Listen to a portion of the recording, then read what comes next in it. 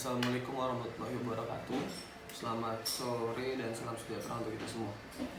Hari ini saya dan Nopal akan membahas tentang pendapatan dalam distribusi tentang ekonomi syariah. Oke, kita masuk ke latar belakang. Pembahasan mengenai pengertian distribusi pendapatan tidak akan lepas dari pembahasan mengenai konsep moral ekonomi yang dianut. Di samping itu juga tidak terlepas dari model instrumen yang diterapkan individu maupun negara dalam menentukan sumber-sumber maupun cara pendistribusian pendapatan. Konsep moral ekonomi tersebut yang berkaitan dengan kebendaan atau materi kepemilikan dan kekayaan. Sebelum kita masuk ke inti materi, di sini Islam dengan tegas menggariskan kepada penguasa untuk meminimalkan kesenjangan dan ketidakseimbangan distribusi. Pajak diterapkan atau kekayaan seseorang untuk membantu yang miskin melalui satu prinsip pokok Islam, yaitu zakat. Dengan demikian tidak ada ruang gaji muslim untuk melakukan tindak kekerasan dalam upaya melancarkan proses distribusi pendapatan. Kita masuk ke pengertian distribusi. Distribusi pendapatan dalam Islam merupakan penyaluran harta yang ada baik dimiliki oleh pribadi atau umum kepada pihak yang berhak menerima dan ditunjukkan untuk meningkatkan kesejahteraan masyarakat melalui syariat Islam. Kita masuk ke dalam rumusan masalah. Bagaimanakah peran konsep moral distribusi pendapatan dalam Islam? Bagaimana penjelasan mengenai distribusi pendapatan dan bagaimana penjelasan distribusi pendapatan dalam rumah tangga, teori household, dan bagaimana peran negara terhadap distribusi pendapatan.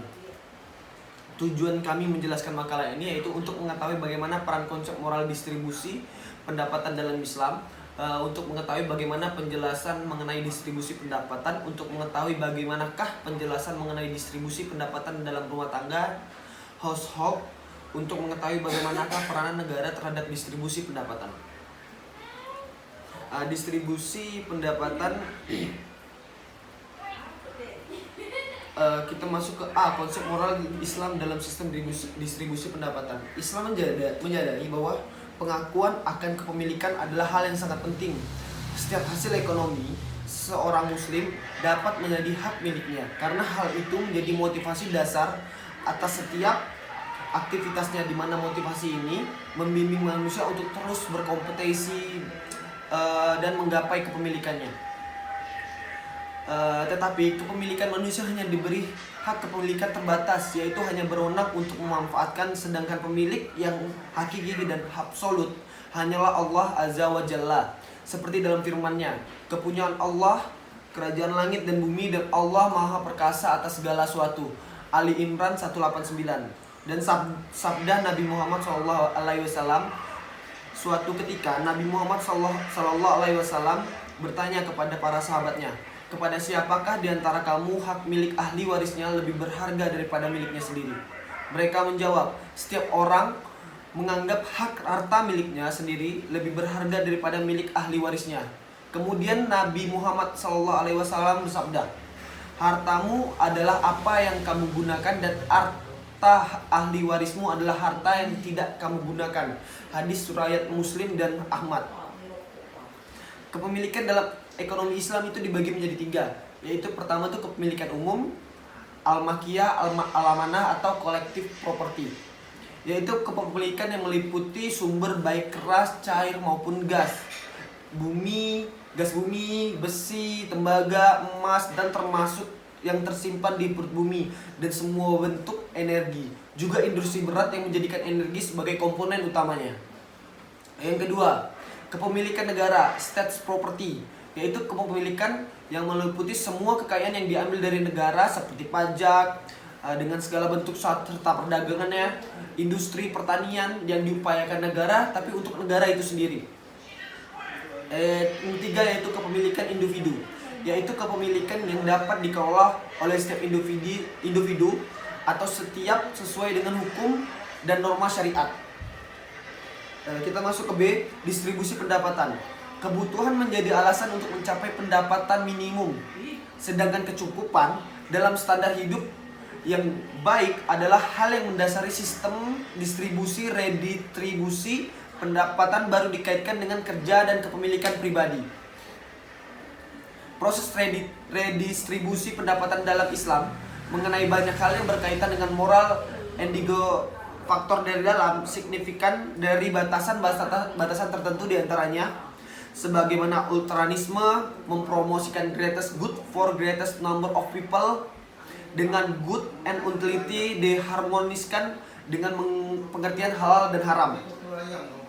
Peruntungan manusia dan peningkatan utility manusia adalah tujuan utama untuk tujuan pembangunan ekonomi dalam Islam. Libertarium dan maksim perobatan dan penebusan dosa adalah salah satu hal yang mendasari diterapkannya proses redistribusi pendapatan. Seperti yang kita lihat, mekanisme redistribusi pendapatan berlaku secara istimewa walaupun pada realitasnya distribusi adalah proses transfer kekayaan searah, namun pada hakikatnya tidak demikian. Di sini pun terjadi mekanisme pertukaran, hanya saja objek yang menjadi alat tukar dari kekayaan ditransferkan berlaku di akhirat atau pahala nanti. Dengan demikian logikanya memberikan pengertian bahwa dengan berbuat baik sekarang dan bertobat karena melakukan dosa kemudian mentransfer sebagian harta, maka sebagian alat penukar pengganti adalah pahala di akhirat nanti. Ini tentunya bukanlah mekanisme dari market exchange, akan tetapi pertukaran yang terjadi antara orang yang beriman dengan Tuhannya. Materi selanjutnya akan dijelaskan oleh teman saya. Cukup sekian dari saya, terima kasih.